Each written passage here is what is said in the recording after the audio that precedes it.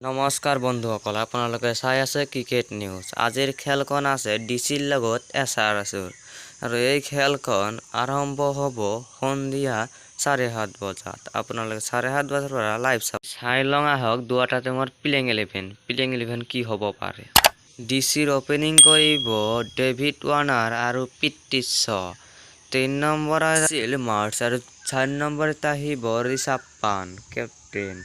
5 নম্বৰত আহিব চাৰফাজ খান আৰু 6 নম্বৰত আহিব ৰবমান পায়েল আৰু 7 নম্বৰত আহিব অক্ষৰ পেটেল। 8 নম্বৰত শাৰ্দুল ঠাকুৰ আৰু 9 নম্বৰত আহিব চেতন চাকাৰিয়া আৰু 10 নম্বৰত আহিব কুলদীপ যাদৱ আৰু 11 নম্বৰত আহিব এণ্ডি নকিয়া।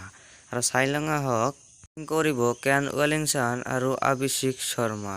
3 নম্বৰত আহিব ৰাহুল তেৱাটিয়া, 4 নম্বৰত অডিন মাৰ্কাছন আৰু 5 নম্বৰত নিকোলাছ পুৰাণ, 6 নম্বৰত আবিজুল শৰ্মা আৰু 7 নম্বৰত আহিব ৰোমাৰিঅ চেবাত আৰু 8 নম্বৰত আহিব ৱাশ্বিংটন সুন্দৰ আৰু 9 নম্বৰত আহিব টেক আৰু 10 নম্বৰত আহিব ভুৱনেশ্বৰ কুমাৰ আৰু 11 নম্বৰত আহিব টি নটৰাজন।